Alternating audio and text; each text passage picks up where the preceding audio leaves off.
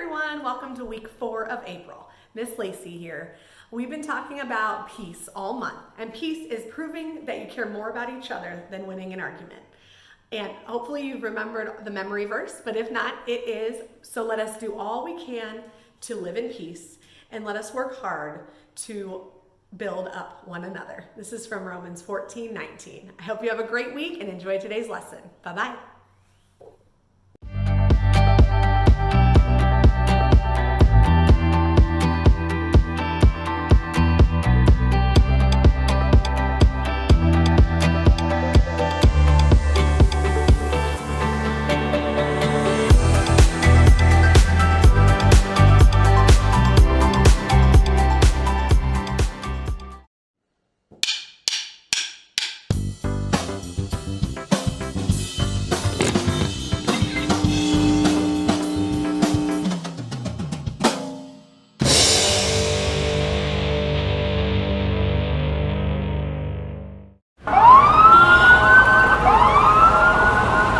Can I get a little peace and quiet in here? I gotta be honest. It's easy to think about peace as a bubble. Ignoring the world so that you can chill out and get a little you time. Or maybe you think of peace as a simple agreement. You do your thing, I do mine. Then we don't have to worry about each other's problems or the ways we're different from each other. Or you might see peace as a big, grand thing. General, this treaty officially ends all wars. But true peace doesn't look like any of that. True peace is messy. It takes hard work and creativity. It says, how can I listen to you first before I speak? It says, how can I learn what it's like to walk in your shoes before I try to fix it? How can we get creative to find a way through? See, when you do the hard work of making peace, others can see God at work in you. That's why making peace is an amazing way to worship God with your life. Because worship, it's about more than just singing loud. It's all about living loud.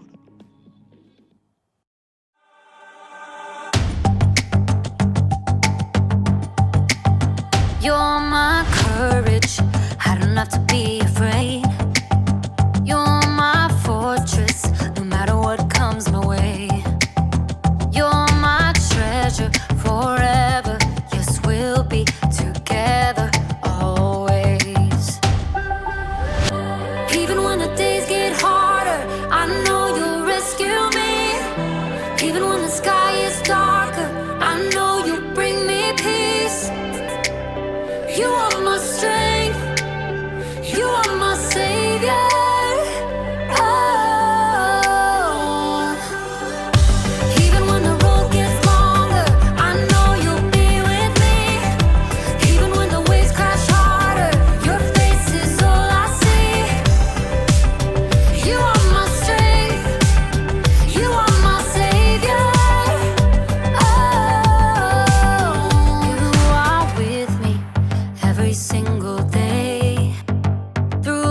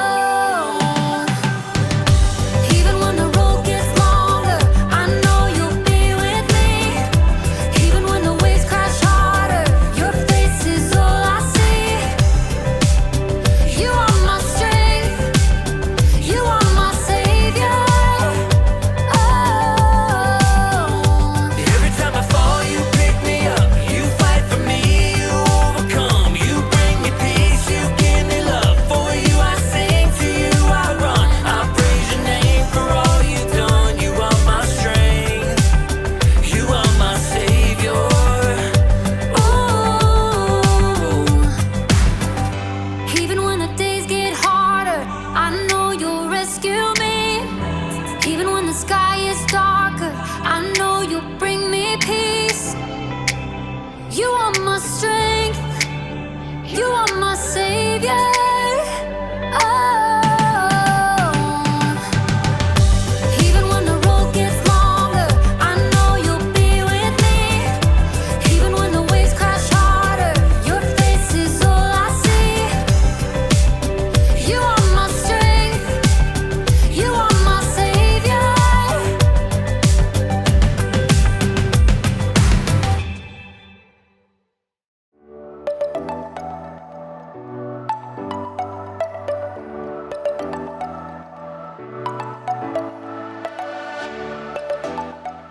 What's up, everybody? It's me, Jacob, and today you're gonna help me solve a mystery. The case of the mysterious envelope. Dun dun dun! What do you think it is? Is it a thank you gift? A prank? A peace offering? Actually, peace is what we're talking about today. Peace is proving you care more about each other than winning an argument. But that doesn't get me any closer to finding out what's inside this package. I feel like I should be wearing gloves for this. Yeah.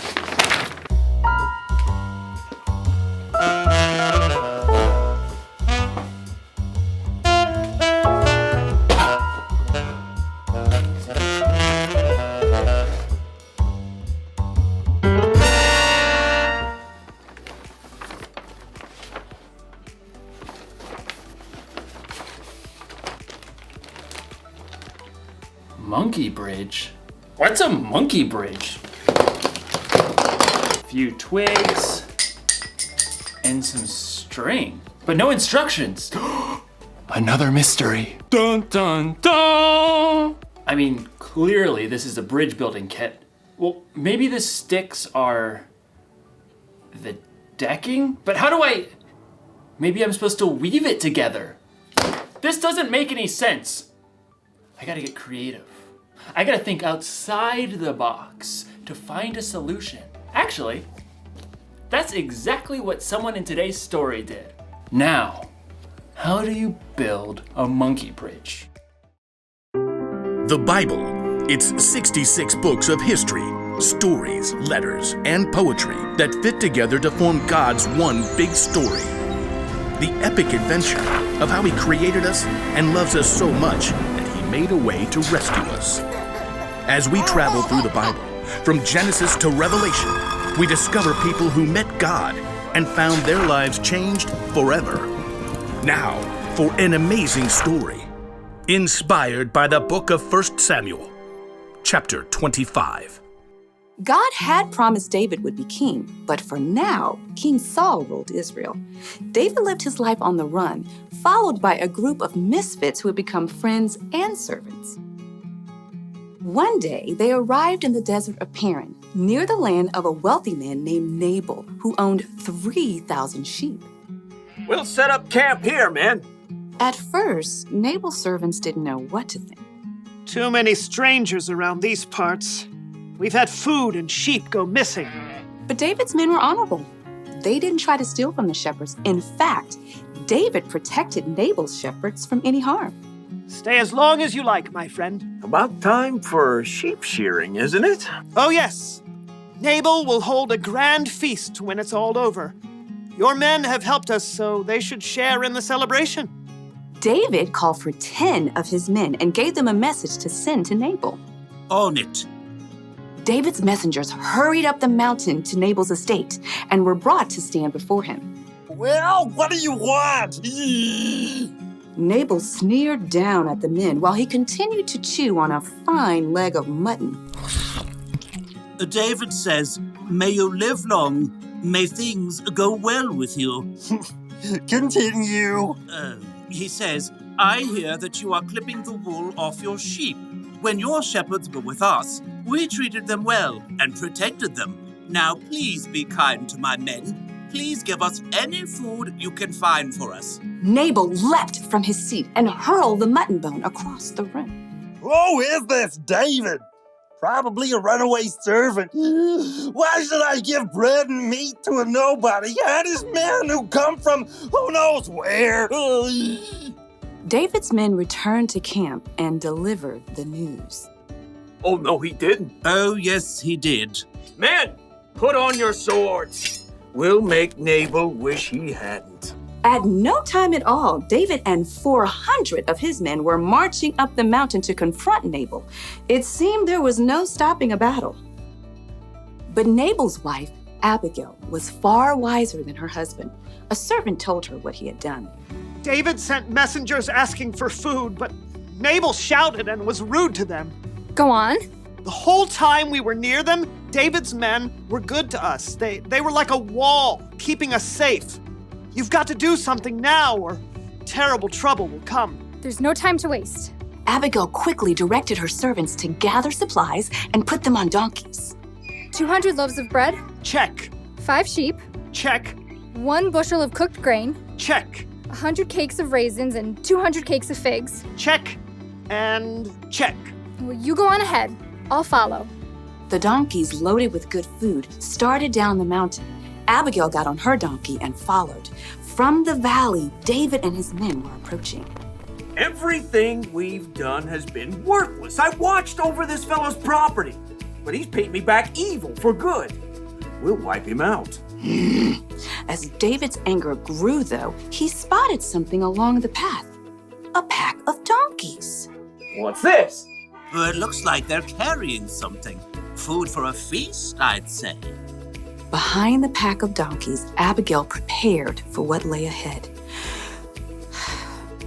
I must stop this. The moment Abigail saw David, she slid off her donkey and fell face down on the ground before his feet. Please, let me speak. Let me take the blame for Nabal's actions. Abigail raised her eyes just enough to notice David's surprised face. He nodded. Don't pay attention to Nabal. He's always doing foolish things. I'm sorry I didn't get to see your messengers, but I've brought a gift for you. Right now, the Lord has kept you from killing Nabal and his men. Let the Lord deal with your enemies. Abigail rose to her feet. David and his men listened, surprised by the strength of her message. You fight the Lord's battles, so he will give your family line a kingdom that will last. He'll make you ruler of Israel. And when he does, you won't have a heavy load on your mind about killing people with no reason.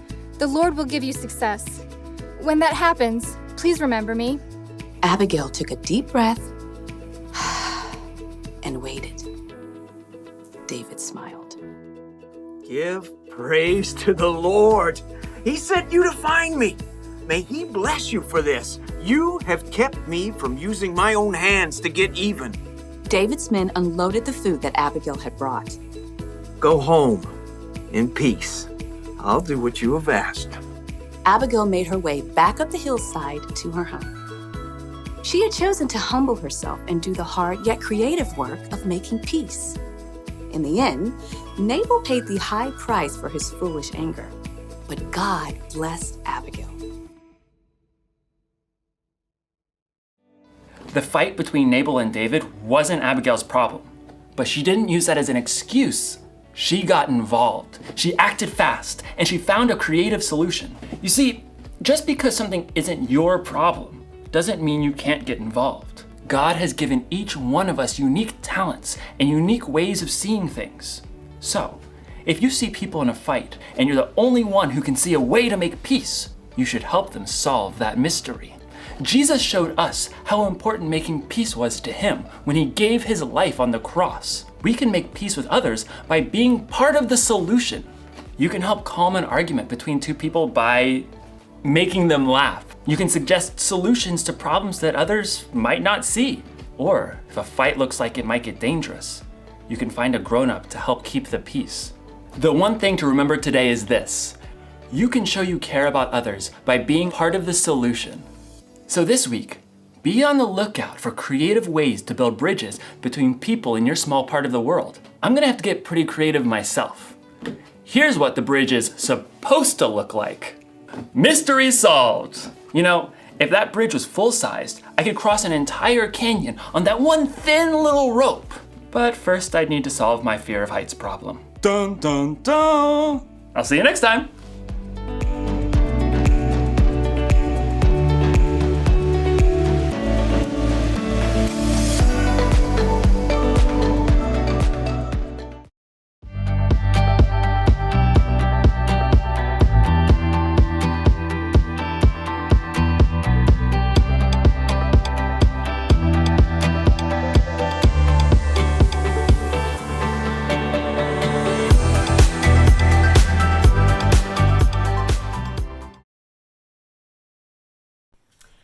boys and girls, welcome to week 4 of April. I hope you had a great week. Go ahead and get out your activity box for April, and we will do a craft together. So for week 4, you are gonna have a couple different activities. One of them is just to respond to some questions about, and just decide how you would react to the scenarios, if it's a peaceful situation or if you would react negatively, and then kind of decide how you should react. So do that. You can do that with your friends. You can do that with your family. You can read over the questions and go over that together. The second craft or activity is this Abigail craft. It comes with some foam pieces. Some are stickers. Some are not. So there are instructions in here on how to make the scene, but we can do that together real quick. So you're gonna take this piece and we are going to just put the different pieces on it. So first I'm going to put this little horse. So you just peel the back of the horse off and it makes it sticky on the back. And we will put that just kind of right here in the middle. You know what? Then I'm going to do the clouds. You can do this however you want, in any order. There's no right way to do it. So I'm going to put some clouds in the sky here.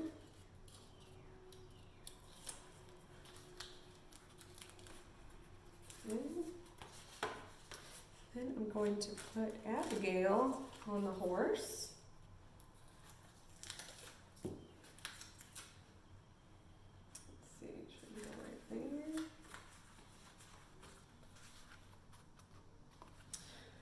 Then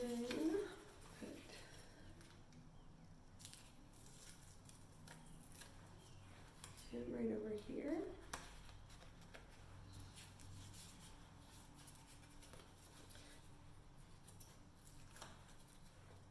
Oops.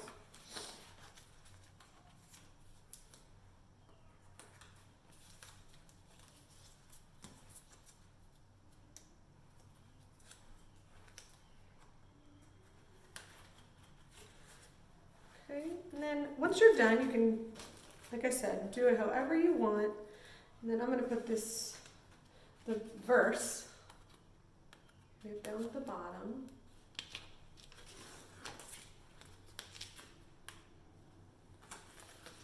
Like that. Then when you're all done, there's 2 holes at the top. You can pop out the little thing and we're going to tie it so we can hang this when we're all done.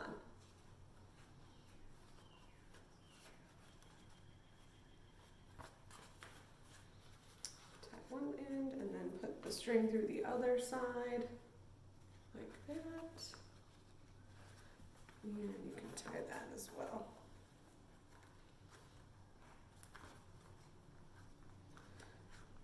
There we go. And yours might look a little bit different, but there you go. So I hope you had fun doing this craft, and I hope you have a great week. Bye-bye.